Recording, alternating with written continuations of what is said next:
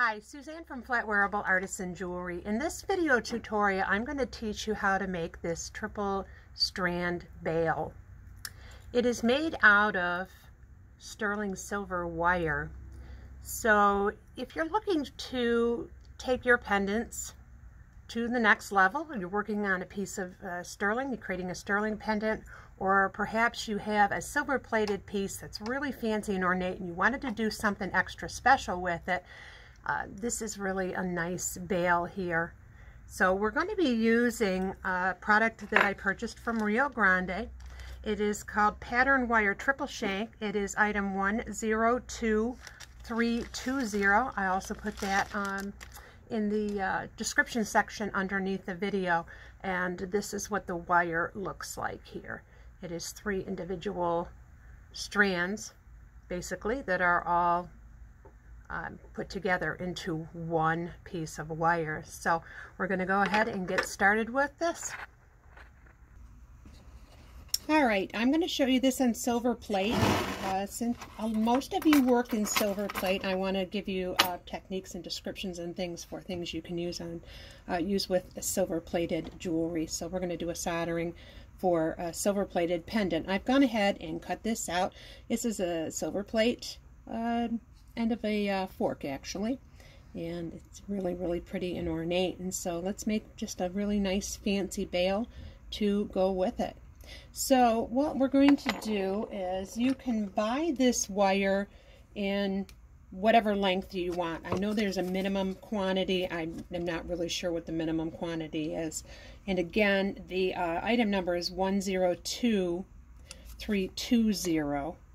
I've bought this wire a number of times. So what you want to start out with is a flat, squared off end there. So I'm going to file that. This is one that you don't need to be exact and precise on, like you would do with an edge where you were making like a bail and you needed a perfect edge. So I'm just going to square this off. This is a number 2 file, and give a little bit of roundness to those edges. This end here is going to tuck up underneath.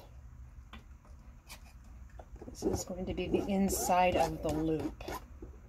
And although you really aren't going to see it, you will be able to see it some from the side. So you want to make sure that it's dressed nicely. So use a little bit of sandpaper, clean it off. I don't like to cut it ahead of time off of the long wire that I have here, because it's easier to hold on to. Alright, so I have a pair of they're like a wrap and tap plier for making jump rings, and it's got a bunch of different sizes. So depending on the size, the desired size of the loop, you're going to use whatever size you want. These pliers come in a number of different configurations. So I believe I used that one there, and I like the size and the shape of that, so I'm going to go ahead and do that again. Now it's just a matter of gripping the tip between the pliers right behind the mandrel that you're going to bend with. And if you find this part difficult, you can anneal your sterling silver first. It's not really a difficult one to bend, so I am not annealing ahead of time. Alright, so what you're going to get is that. Now you can't leave it like that because it's going to hang over the top of the wire. I suppose you could leave it like that. I prefer to have it sit back a little bit further, like it does here, so it sits up straighter rather than jutting forward. I like it to sit up straighter. So once I've made that initial curl there, I'm going to put my plier back in And I'm going to move the plier down, and I'm going to bend this backwards. Okay, I hope you got that. So you end up with what kind of looks like a question mark. So now I have to go back in here, tweak that a little bit further, and we have that just about perfect there. You can solder that closed. I've never soldered them closed just because, well, a couple of reasons. One is I oftentimes need to make a little bit of adjustment afterwards, and I don't want that soldered, so I can't make any adjustment. And I haven't found it necessary to solder that closed. This is pretty stiff wire, and for somebody to be able to pull that open, they really have to pull on it quite hard. And you can see here in this pendant, I do not have that soldered closed. If we can get that to focus there. Okay, so sometimes after I've done it, if I had that soldered closed, I can't make any forward or backward adjustments. Sometimes I have taken these loops and brought them over the front edge of the pendant. Sometimes I leave them the way that they are.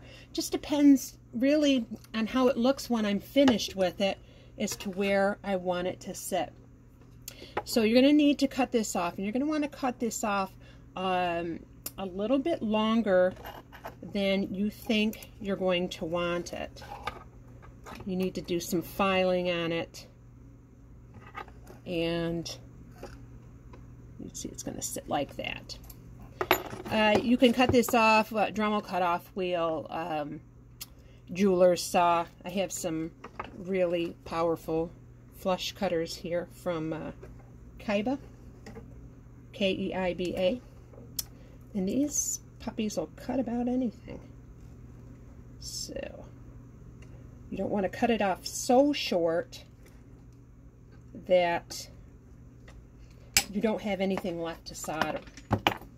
Alright, set that aside. So here is the piece that I have now. Now I need to file this end. I want to check, make sure I have a nice fit there. That looks good. So I don't need to make any more adjustments at this point. I'm just going to file this. Now the way that you file this is entirely up to you. If you want to shape it in a V shape or a curved, round, oval, whatever you decide to do. This is where your artistic abilities come to play. Jewelry making isn't always about what everybody else does. It's about taking your work and personalizing it to how you like to do it.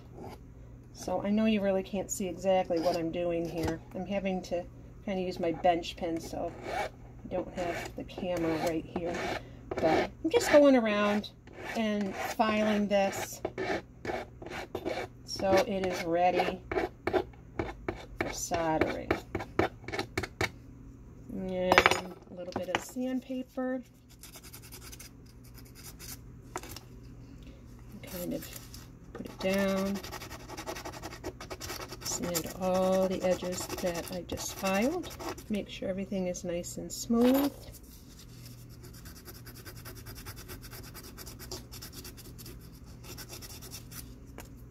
Sterling is so wonderful to work with because it's very forgiving. If you make nicks and marks and gouges and things, you really have the ability to buff and sand and get those things out. So here is the bail. So we're going to solder that onto the back. I have already cleaned this piece up. It is ready to rock and roll. And because it's silver plate and we're going to be using medium jeweler solder, which is high melt temperature solder, we're going to put on a fire shield. Fire shield is going to protect the plating. We want to put this on every place except for where we are going to solder. And it only takes a thin coat.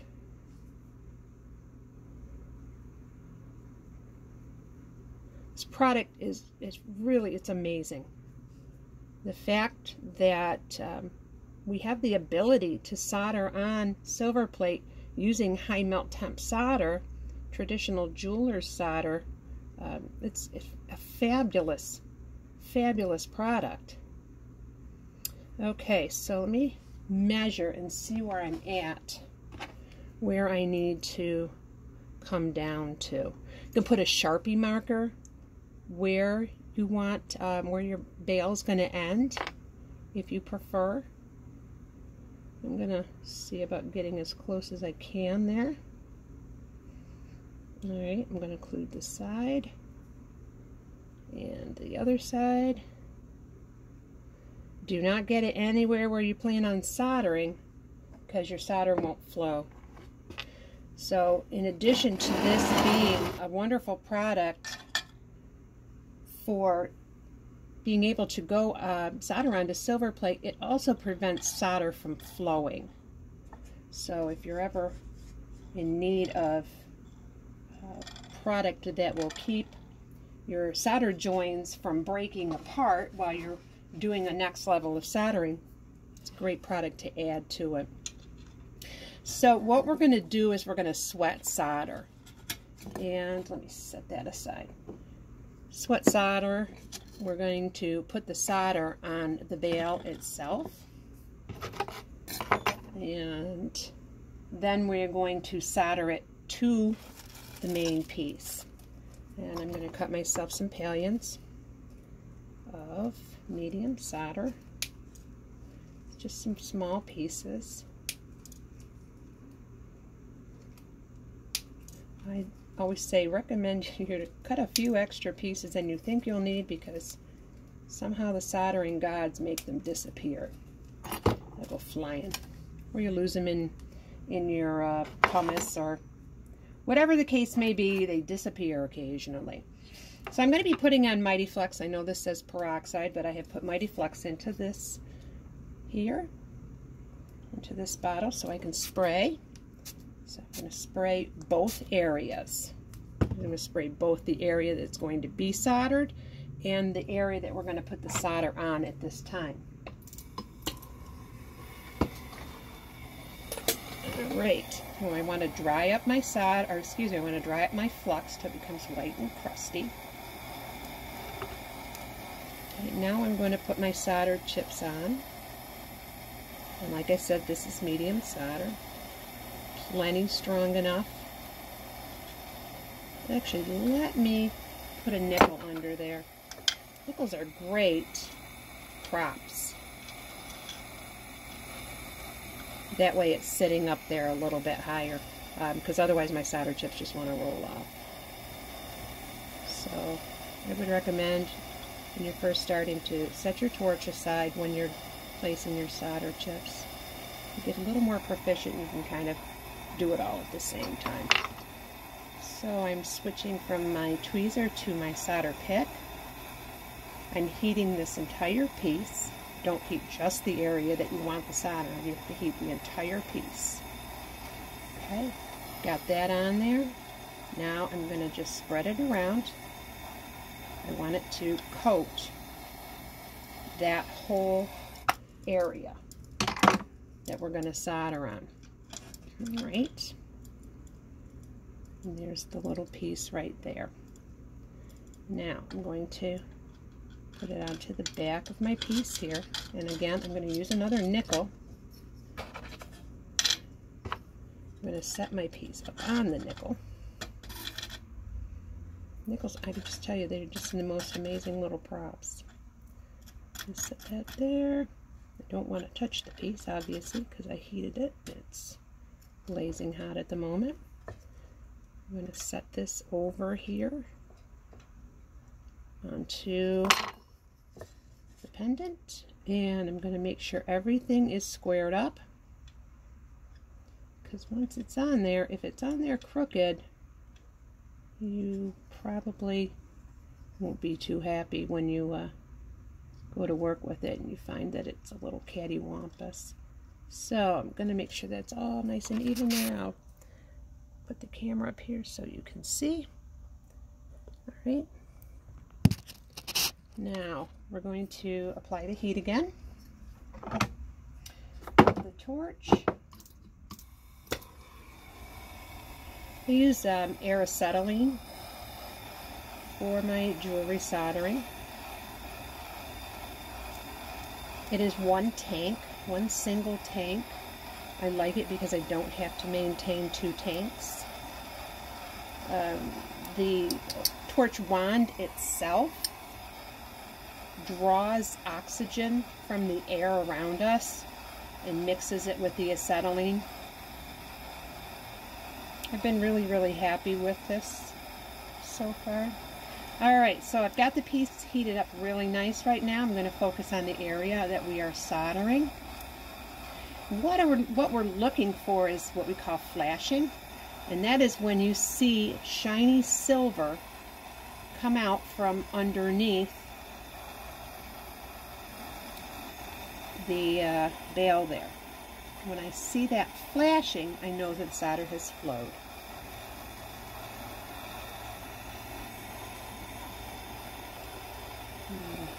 Some more heat to my piece.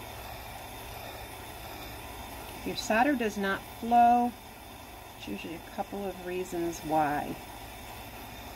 First, you want to look at, is your piece clean? And secondly, you want to look at, did I heat it sufficiently? I'm going to give a little bit of heat to the main part of the bail. And I am watching for the flashing.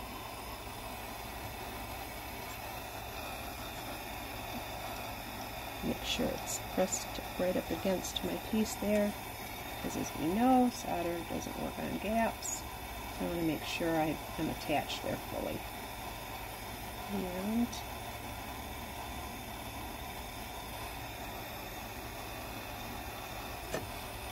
starting to see some flashing under there.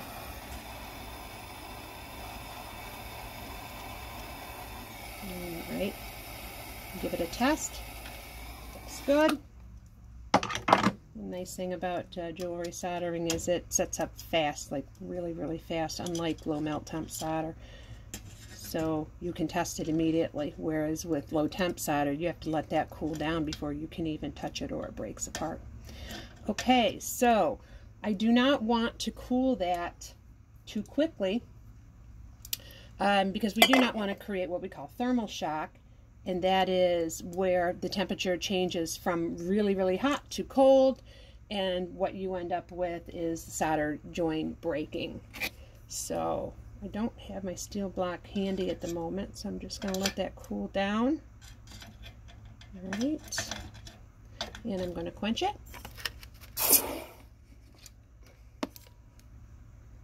And this is what we have at the moment. I am going to get this cleaned up, and we'll go from there. Alright, so I'm going to set the soldering aside, because we are done with that part there. So I've got this all cleaned up. I will tell you that Fire Shield can be a real pain to remove, because basically you're baking it on there. So it is going to require some effort to get that off of there. I've got that all scrubbed up. And this is what we have. So now we have to make a decision. You know, do we want to bring that forward? Do we want to bring that front over, this front part here over the front of the silverware? You can play around with it and decide what you like the best. I'm going to look at a couple of things. Now this way, I brought it forward. I definitely like that better. I'm going to bring it over the front and see if I like that even more. So now it is in front, the edge is right in front of the pendant itself. And kind of like that. We have a little bit of an option. And actually, while I've got that pulled out, I'm going to use one of my brass brushes and clean that front edge, because now I can see where I wasn't able to reach. Brass brushes are just amazing. I've got some little ones on the website that go on a Dremel there, and then the big handheld brass brush. Perfect items. So I think what I'm going to do is just back it up a little bit so it just tips inside and sits on that top edge. I think I like that the best. Okay, that's what it looks like. That is the back.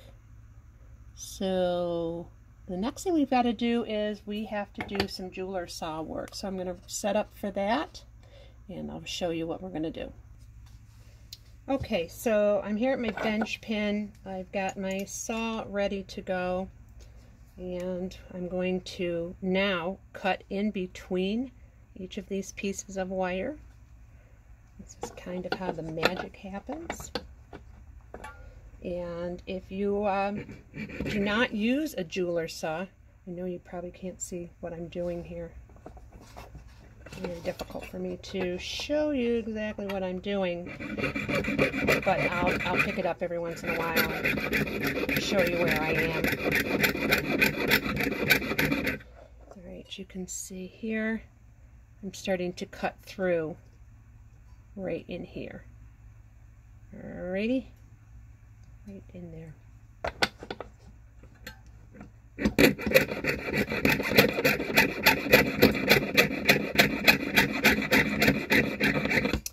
My blades, I'll tell you what my blades are. My blades here are they're number 2s. It's a number 2 blade. We carry blades on our website. They're available most anywhere. So I'm going to cut down, let's see, I'm going to cut down so I'm pretty close to that front edge. Okay, so I'm going to go down pretty close to that front edge. Obviously, I don't want to go down all the way or it's going to split. And then flip it over and you can finish cutting on the back side.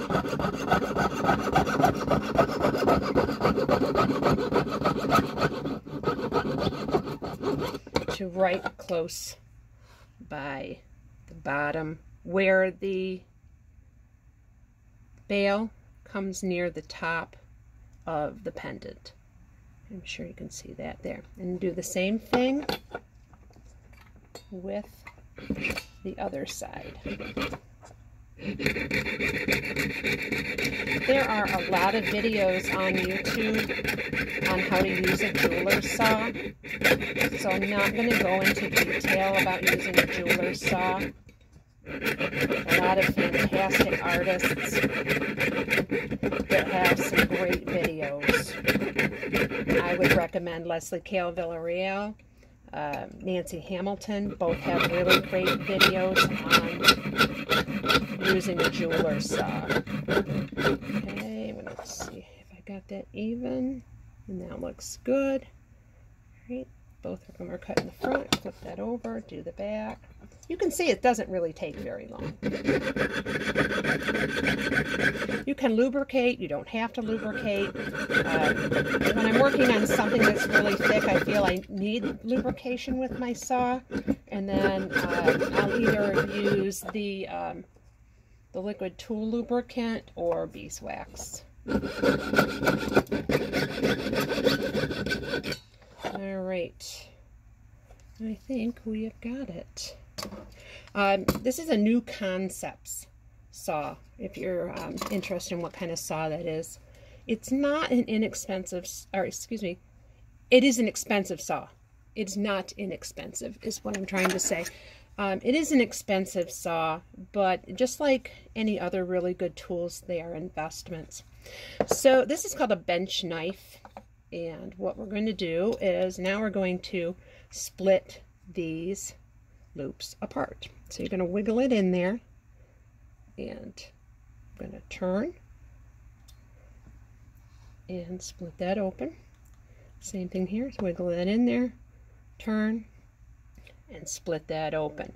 You can open these as wide or leave them as narrow as you choose. Totally up to you. That is it there. I need to now sand between here. You can sand by hand with some sandpaper. You can do it on a vertical belt sander. Be very, very careful when you do that, so you control the piece because it can go flying. So I'm going to do that on the vertical belt sander, and I'm just going to smooth these inside edges from where I sawed that apart. Okay, I've done the sanding there between them. And what I need to do now is to go in there and do some polishing on them. Actually just kind of remove a little more of the sanding marks. So the one of the videos I did here recently, I was showing this kit that I get from Rio Grande. These are a silicone polishing wheel. So they're kind of like a rubbery type of material that's impregnated with some abrasive. And they come in different sizes. They come with the little mandrels that you mount them on. And these are great for getting in kind of funky areas and places you can't quite reach. The most abrasive is the white, then the black. Your polishing wheels are your blue and your pink. So what I'm going to do is I'm going to go in with one of the little wedge black ones. Pop that in there, and I'm going to go in between here. If you want to spread those apart a little bit more so you can get in there, by all means do that, and then you can always push them back together. I'm going to go in there and make sure everything is cleaned out nice. Everything is nice and smooth. As I was saying earlier, sterling is very forgiving, and you can kind of polish and buff out and sand out things you don't like. And a little slower there. Wants to kind of tear away from me. Alright, so I'm going to swap that out now for a blue wheel. This wheel is just about gone. This little blue one here. When these wear down, you just throw the little nub away and put another one on.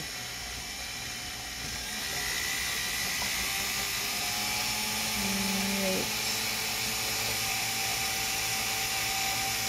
Get that all cleaned up and polished up. And put it onto your silver plated piece as well. I'm actually going to use one of my brass brushes to clean up some more of that area. I don't have exactly the one I want, so I'm going to use this fluffy one here.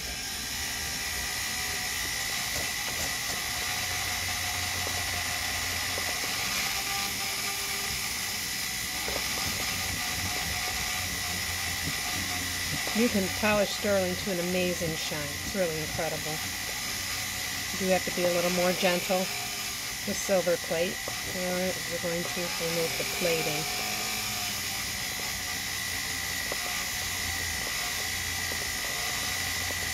I kind of like the satiny finish.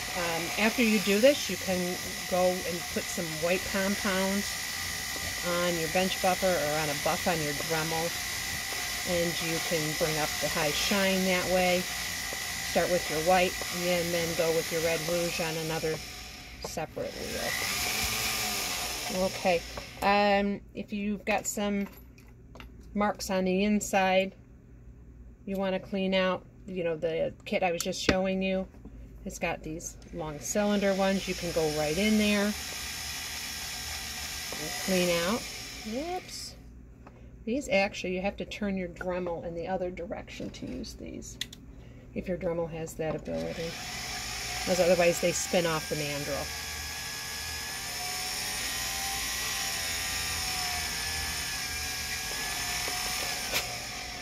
Alright, And so there you have it. Add a chain and you've completed it. I'll put a link to Rio as to where you can get this wire, and I will also put a link to the Deco polishing wheels, polishing kit. I'm going to push those back together a little bit, and there you have it. We also carry a number of supplies on our website for soldering, so I'll put a link to our website as well. If you have any questions, make sure you post them and I'll be glad to answer them, and we will talk to you again very soon. Bye-bye.